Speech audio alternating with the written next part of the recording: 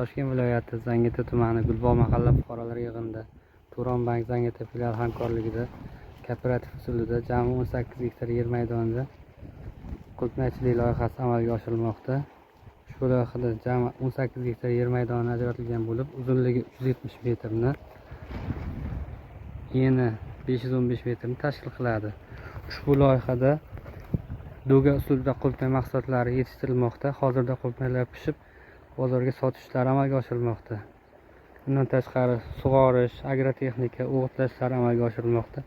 Ushbu loyihada jami 36 nafar dehqon xo'jaliklari biriktirilgan bo'lib, har bir dehqon xo'jaligiga 50 sotixdan yer maydoni to'g'ri keladi.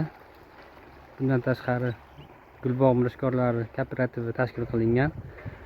Ushbu loyihada har bir gektardan 10 tonnadan jami 180 tonna mahsulot olish rejalashtirilgan. Yetishtirilgan mahsulotlar may oyining oxiriga to'liq yetishtirilib, ikkinchi ekinda serdaromad mahsulot ekish rejalashtirilmoqda.